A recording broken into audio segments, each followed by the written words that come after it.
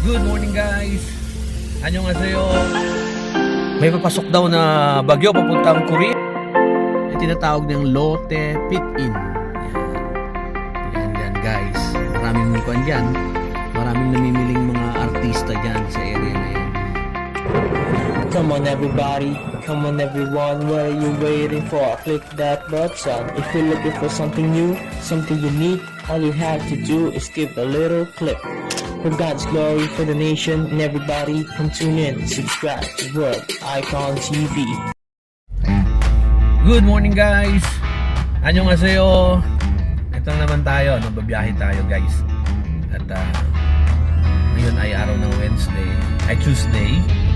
At alam nyo ba na sabi sa balita ay bukas daw ay may typhoon. Pero tingnan nyo ha, malakas na bagyo daw ang papasok simulang ngayong araw na ito. Bobby is expected to reach the southern resort island of Jeju Tuesday night. The 8th typhoon of the season is moving at a speed of 40 to 60 meters per second and is set to reach the Seoul area by early Thursday morning, it's the latest. Formed off the east coast of Taiwan, Typhoon Bobby is heading north and is forecasted to affect the Korean peninsula from Tuesday through Thursday. The 8th typhoon of the season is moving with a central pressure of 960 hectopascals and with a maximum speed recorded at 39 meters per second. South Korea's southern resort island of Jeju will be under the direct influence of Typhoon Bobby starting Tuesday night. Then, after passing by Jeju Island Wednesday afternoon and the country's southwestern Jeollanam-do province Wednesday night, Bobby will work its way up the west coast before arriving in Seoul early Thursday morning. It'll then reach North Korea's Hwanghae province a little later. Typhoon Bobby is forecasted to move at a speed of 40 to 60 meters per second. This makes it a very strong typhoon, according to South Korea's meteorological agency's intensity scales. Strong winds and heavy rain are expected for the entire nation until Thursday morning. Korea will be to the right of the center of the typhoon at the area called the dangerous semicircle. Strong winds are expected of up to 60 meters per second for Jeju Island and the west coast. Extra caution should be taken at outdoor facilities like COVID-19 test centers. The two typhoons that caused the most damage in South Korea since the year 2000 are Typhoon Rusa and Typhoon Mami. But both were weaker than Typhoon Bobby at 33 meters per second and 40 meters per second respectively. Yan guys, sabi nga sa balita bukas may bagyo. May bagyong darating. Pero ngayon guys, dito sa nilalakbay natin ngayon, travel natin ngayon, tirik na tirik yung araw. Guys, dito tayo ngayon sa Dongdaemun. Yeah guys, ayan yung Dongdaemun guys, ito yung pinaka-shopping center ng Korea. Yan.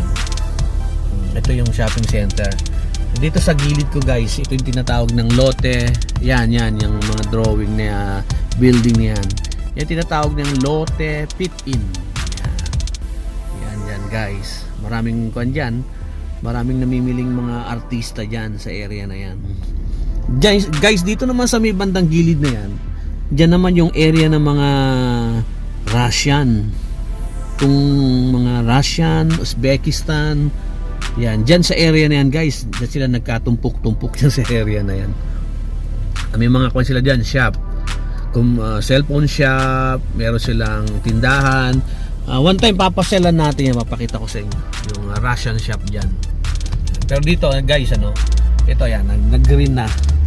Saka tayo, kasi Dongdaemun. Ito yung Dongdaemun guys, ayan. Ito yung Dongdaemun area guys, nilalakbay natin ngayon. Ayan sa side ko yung Design Plaza. Ayan. Yang sa right side, yung Design Plaza. Hi love, asan ka? Ano ginagawa mo? Kumain ka na ba? Beses ko nang nakuha sa kanya na i-feature ko sa aking vlog. Yan. Nadaanan lang natin ngayon yung Design Plaza. Tapos guys, ito, yung sikat dito, yung Max Style. Okay. Huwag kayong mag-alala at pupunta ako doon. ipapakita ko sa inyo ang lahat. Yung building na malaki na yan, yan yung Max Style. Yan. Dandan tayo kasi may camera. 50 lang kasi ang speed dito eh. Yan. Yan guys, so yung Max Style. Yan guys, kung bibili ng sapatos or mga bags, yan guys, oh.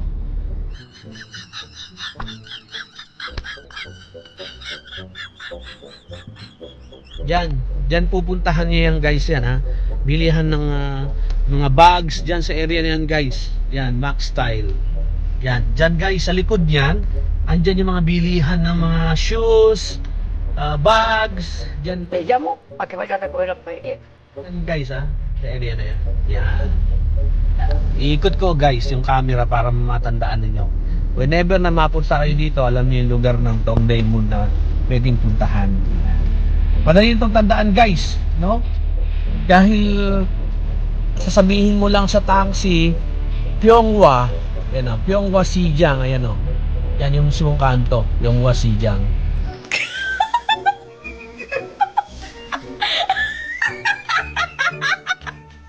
Katapat ng Pyeonghwa Sijang ay yung JW Marriott. Okay.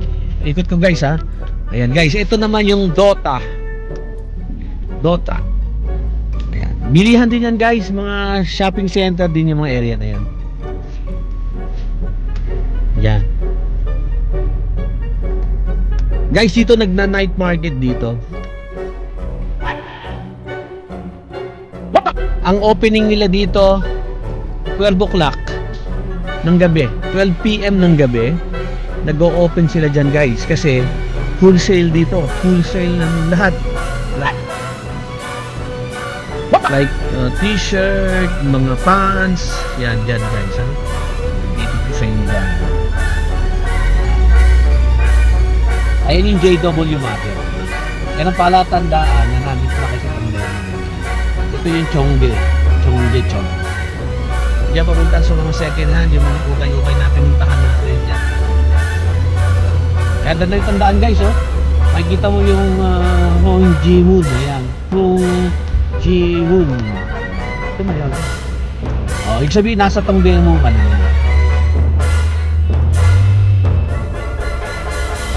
Guys, ganyan lang guys, ano?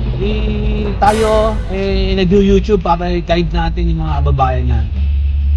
Pumunta dito, kaya hindi alam kung saan pwede mag-shopping.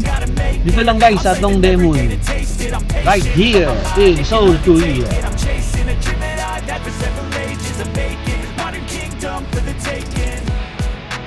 Now that I've been